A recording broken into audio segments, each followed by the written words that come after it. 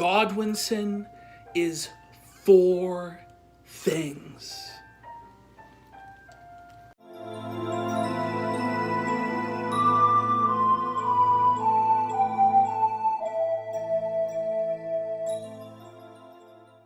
Greetings from across the grand spectrums of time and indeed the multiverse. Now, a few of you have DM'd and emailed me today to ask what is essentially this question.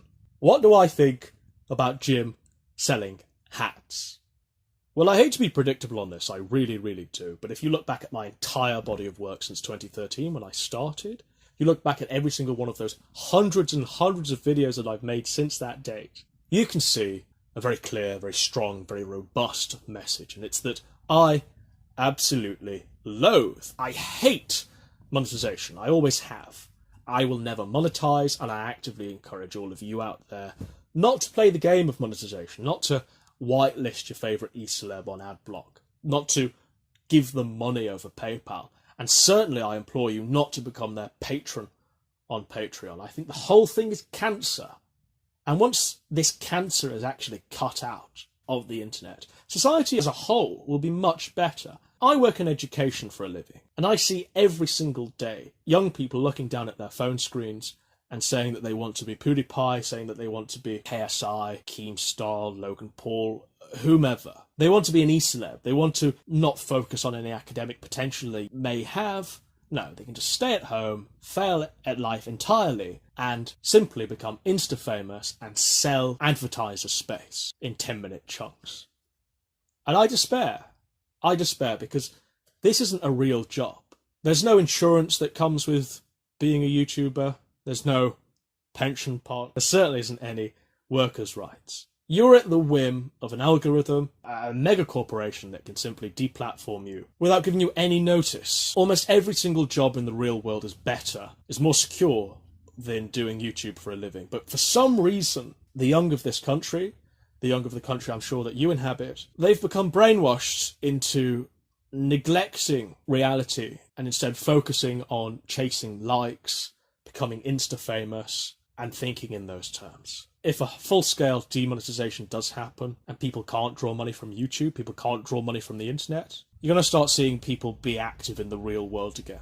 Once you take away the carrot of monetization, society at large becomes healthier. The e-celeb monetizes. They lose almost all of their creative autonomy because they're at the mercy of advertisers, sponsors, and essentially that e-celeb morphs into a conduit whereby they simply become a name pushing out 10-minute videos that really should be 30 seconds long because that's how long the message is before it's artificially stretched out to 10 minutes. They essentially become this conduit for a 10-minute artificially lengthened video. That video is almost inevitably a commercial, an advertisement for a whole litany of overpriced, low-quality mugs, t-shirts. And in tandem with this lack or losing of self-respect and dignity, in tandem with that, the e-celeb actually gains something. They actually gain a subreddit, and they gain the cancerous audience that comes with such an affliction. Ultimately, what all of this does is serve to kill any creativity of the content provider that you used to enjoy. You're not going to be hearing any hot takes from them that will get them showered from a platform on the internet. You're not going to be hearing anything that's going to change the world or even incite you to change the world. No. Now, this message that I'm saying, it used to be a lot more popular, certainly when I started back in 2013. It used to be a mark of shame if you actually did monetize on the internet. If you were an e-celeb e-begging your audience for a laptop or to crowdfund your next mortgage payment. Whatever message you actually were pushing out was tainted because you transparently let the mask slip and revealed yourself to be someone who was simply prioritising getting paid on the internet as opposed to delivering the message that you wanted to deliver. How many times have you heard, without your donation, this video would not be possible? Why is it that if you're not given any donations, why is it that the content you've just made would not be possible? Surely if it meant that much to you and you were there to entertain, if you were there to spread a message, or if you were there to spread the message of free speech, for example, or a free press, surely you'd be making the content anyway.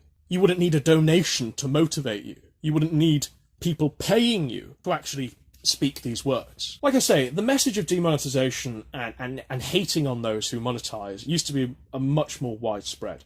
Now, I started noticing e-celebs, and conservative in the sense that they were against monetization. I started noticing that they were starting to turn when Jim monetized, when he got his Patreon. People saying, well, if Jim's monetized, then, you know, I might as well do the same thing.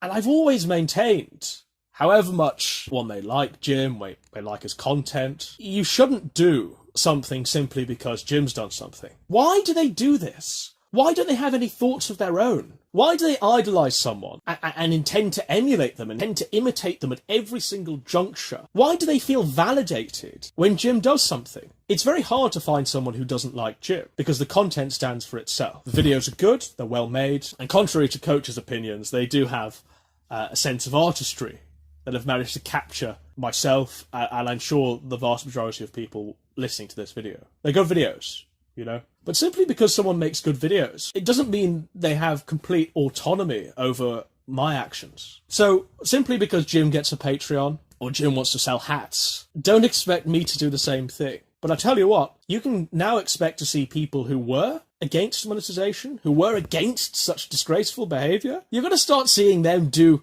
exactly what Jim's doing now. And you can't say, well,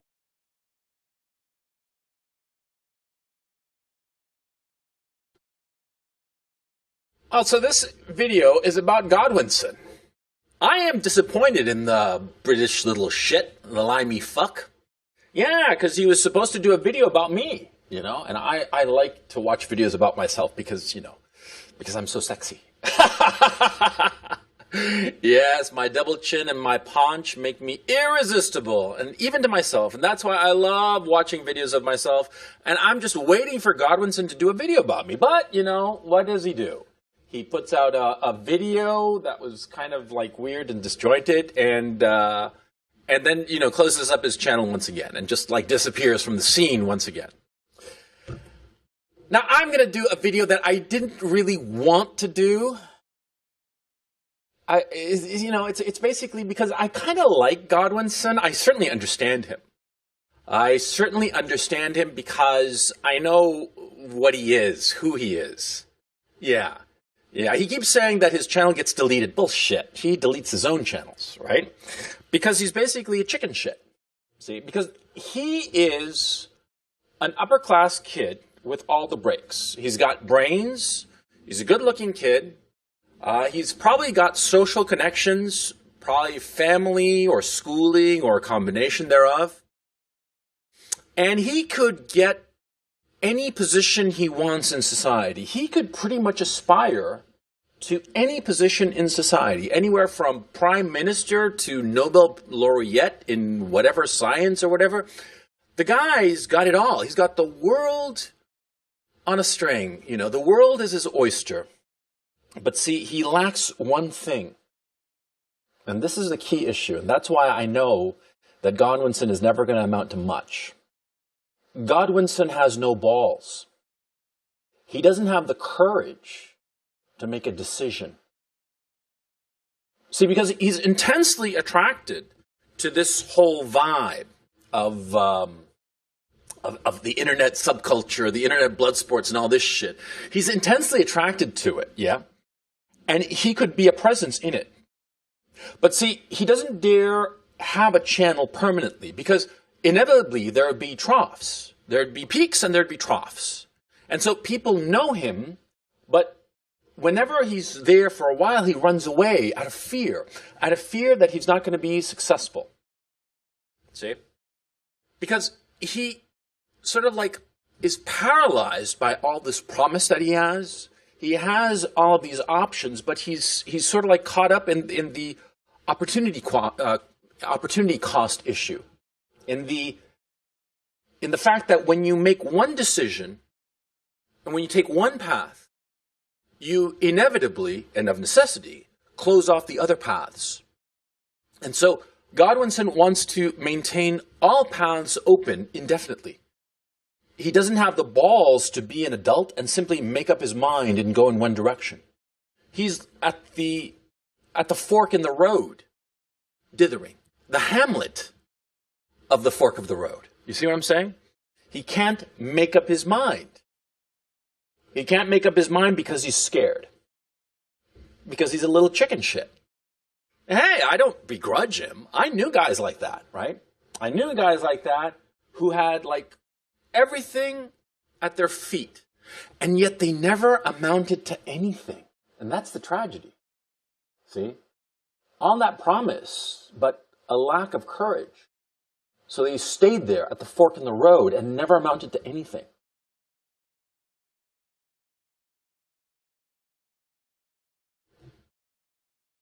The other thing, too, is that he needs intensely to be at the center of things, to be in the know. He so needs that. He so needs to be in the know, to be perceived by others that he knows. It was really fucking funny. One time I heard him speak, right? And the conversation turned to me and how I'd appeared on RT TV a few times. Now, I appeared on Russia Today talking about economics as a favor to a producer friend, right? And I thought it would be funny, and, you know, so why not? I appeared a few times, I don't know, maybe a half dozen times, something like that. And, you know, just a talking head. And Godwinson claimed that he had seen me. That's absurd. Okay, Russia Today is an obscure channel. And Russia Today has hundreds of talking heads about all kinds of issues. And I was on Russia Today back in 2012. How on earth could Godwinson claim that he had seen me on Russia Today 6 fucking years ago and remember me? That's absurd. That's absurd, but it points to Godwinson. He needs to be perceived that he's in the know. He needs to be in the know, or at least pretend that he's in the know. And that points to weakness. I like Godwinson. I've never interacted with the son of a bitch. I wouldn't mind. He's probably an interesting kid, but he's a boy, he's a child. He'll never be a man. Not the way he's going. He doesn't have the balls to step on the scene and make a place for himself. He wants to sort of like slide in by charm alone. But he doesn't have like the balls to just like stick the elbows into the other motherfuckers and get in there. Yeah. And take his place. He's never had to fight for anything, so he doesn't know what it is to take what you want. And this message is for Godwinson. And I know you're listening to this and watching it. Yeah. With your little stupid things of, ooh, true nectar and kino and shit like that. But I know you.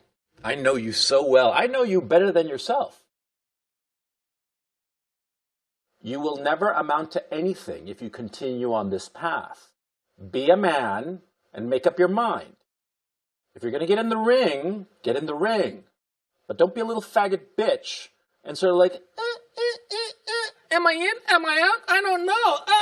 I'm Godwinson. I'm a faggot. I'm a faggot who can't make up his fucking mind. Make up your fucking mind, boy. Or get the fuck out of my sight.